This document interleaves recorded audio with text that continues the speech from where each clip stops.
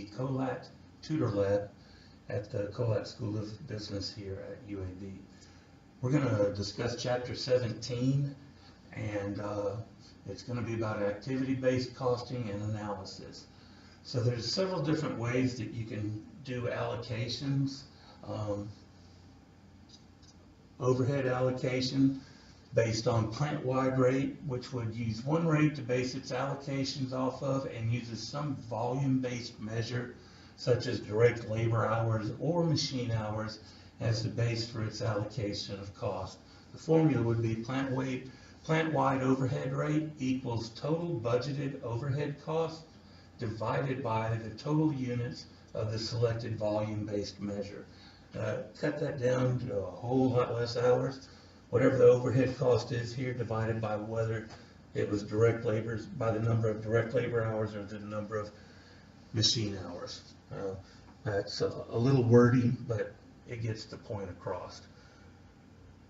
Departmental rate uses two or more rates to base its allocations off of and uses some volume-based measure again, such as direct labor hours or machine hours, as a base for its allocation of cost.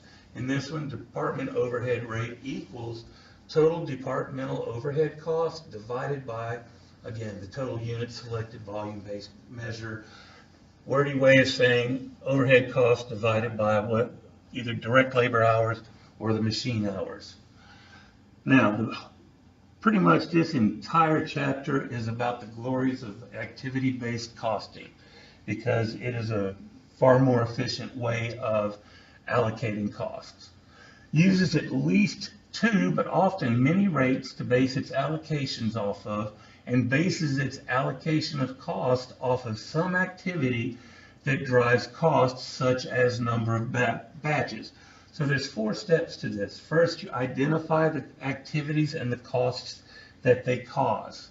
Step 2, you trace the overhead costs to those cost pools that you've just determined from step 1. Step 3, you determine the activity rate. And step 4, you then assign the overhead cost to the cost objects that you've decided. Now, there are many advantages inherent to using the ABC method, which equals activity-based costing.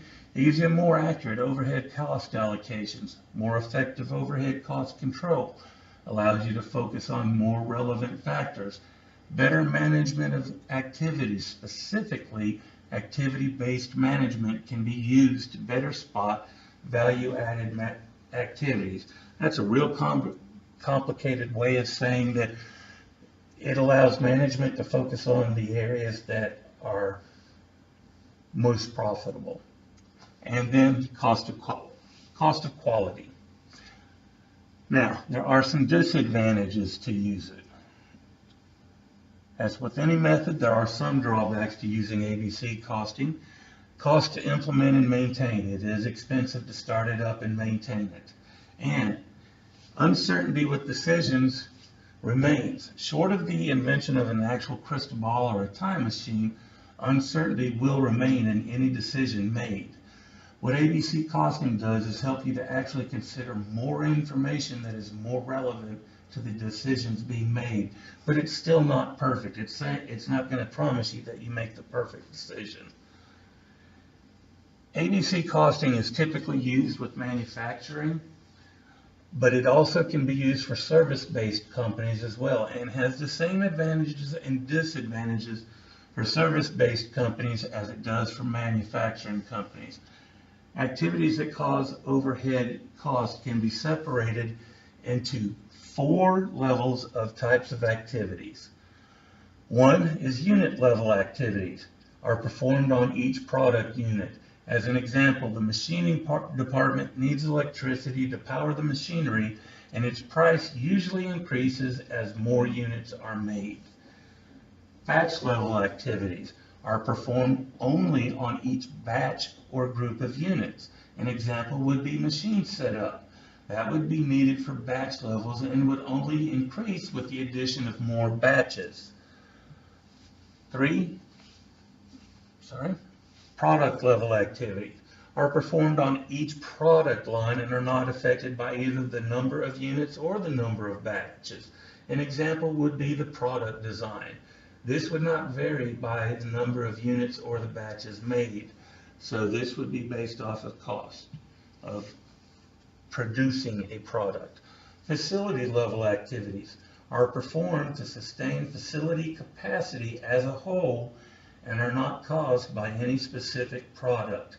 As an example, rent and maintenance are going to occur regardless of the number of product lines being made or the number of batches or the number of units or how many things you're designing.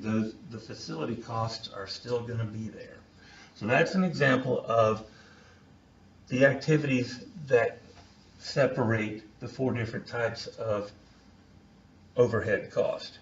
Now I'm going to go over here, excuse me, I'm going to try to get to there, and I'm going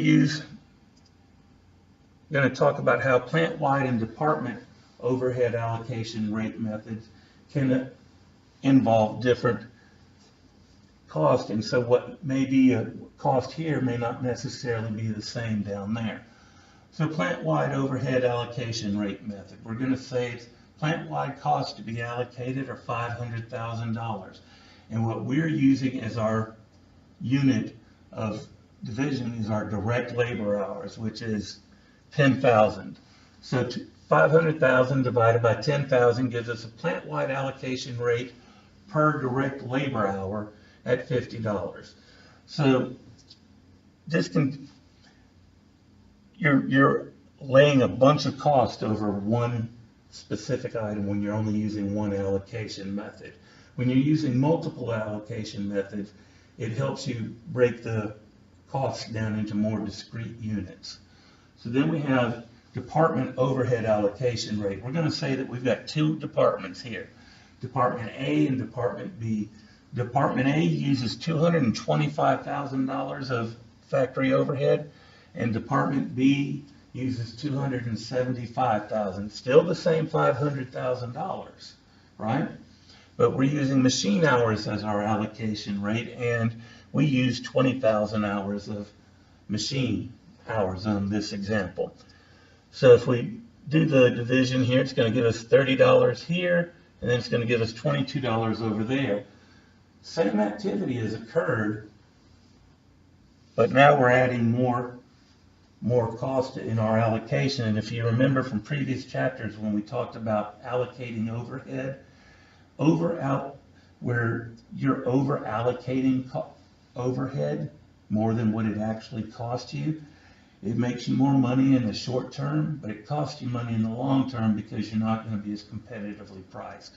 So that's where ABC costing comes in. And the reason I don't have it up here on a Excel is because really your book does a great job of explaining it, and the numbers don't really matter. What matters is that you're making the decision on what the activity-based costs are, like say for design, manufacture, craftsmanship, whatever the multiple types of cost units that you decide are used in the ABC costing. Again, my name is Dennis Brooks. I'm a graduate student here at UAB. You can reach us at colat.tutorlab@uab.edu, or you can arrange a Skype session at colat_tutorlab, and we'll be glad to help you in any way we can. And this will conclude Chapter 17. Thank you.